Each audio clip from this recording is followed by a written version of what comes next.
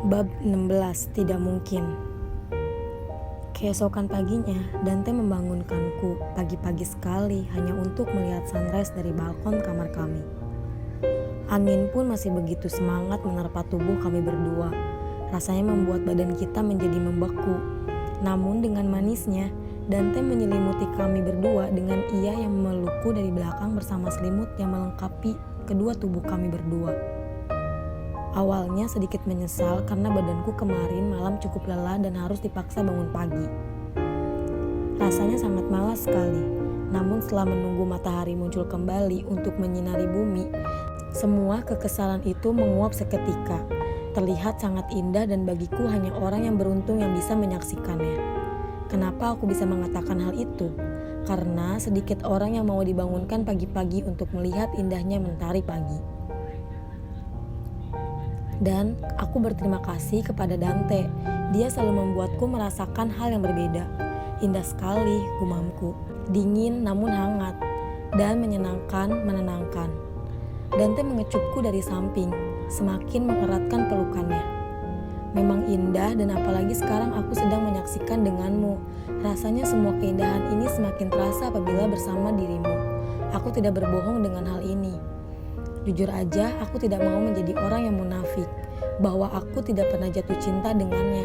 Setiap saat cara dia memperlakukanku, cara dia memandangku membuatku selalu jatuh pada pesonanya.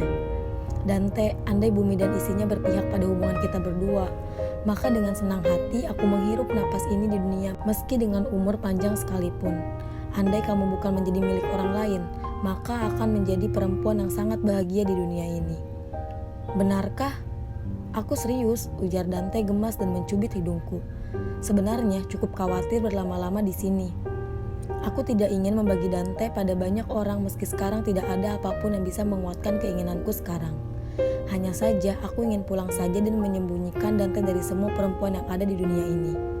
Apalagi sekarang kita berada di Bali, semakin membuat khawatir aja. Namun aku sudah berjanji padanya akan pulang 2 hari lagi setelah perdebatan kecil itu terjadi. Kalau misalnya aku minta untuk pulang sekarang, apakah dia akan marah denganku? Tiba-tiba datang penjaga Dante dan menyerahkan ponsel padanya. Sepintas kulihat ada panggilan yang masuk. Sepertinya dia sedang super sibuk, namun berlaga santai dengan ingin berlama-lama di sini. Dante melepaskan pelukannya sebentar dan kembali memelukku setelah mengambil ponsel itu. Siapa?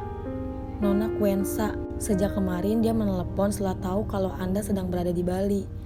Kami berusaha menghindar, namun kali ini dia mencoba mengancam kami. Maafkan kami telah mengganggu waktu Anda. Penjaga itu mundur beberapa langkah.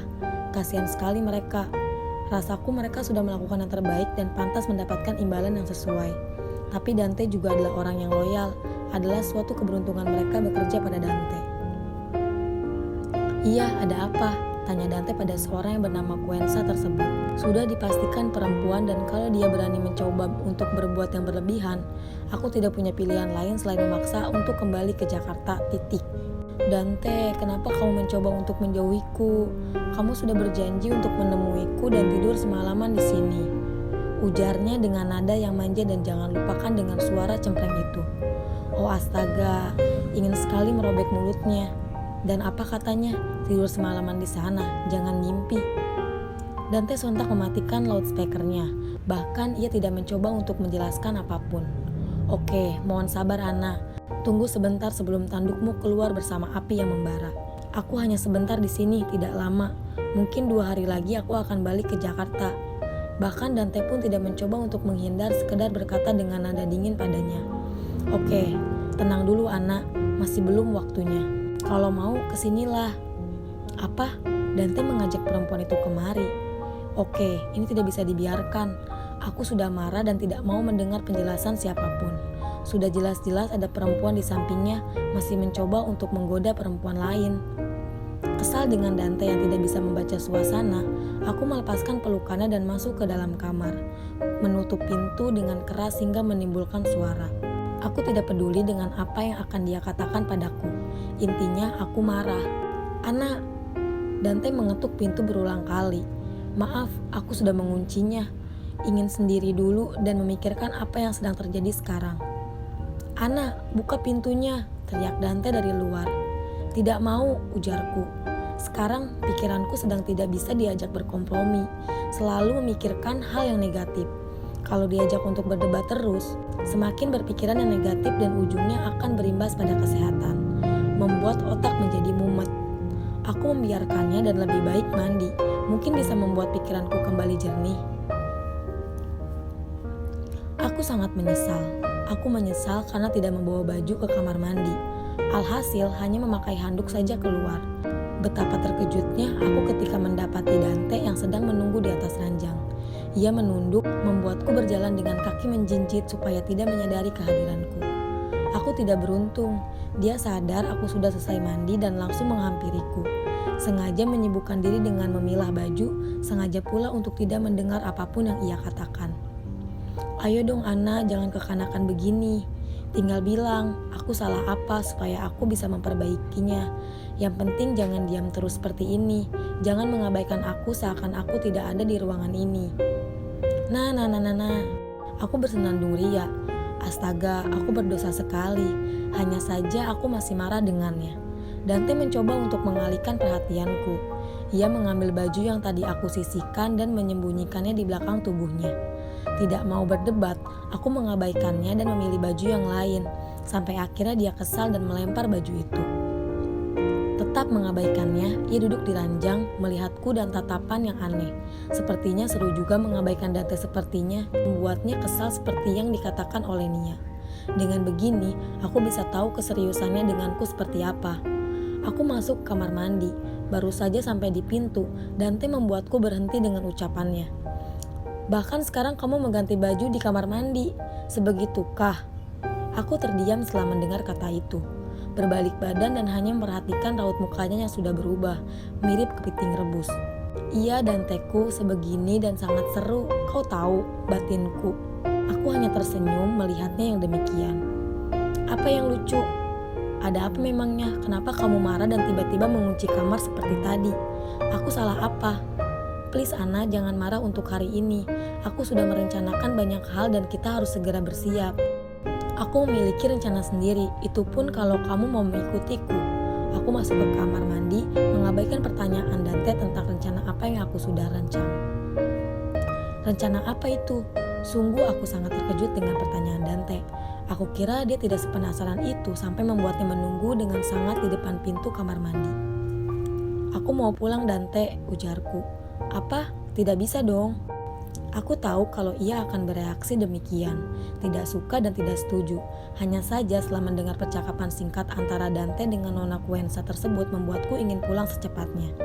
Setidaknya kalau di Jakarta waktu Dante hanya untuk bekerja saja menurutku.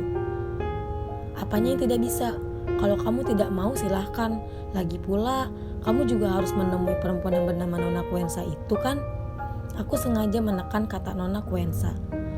Kamu dan aku harus bersama. Kalau aku tetap di sini, kamu pun tetap di sini. Mengerti?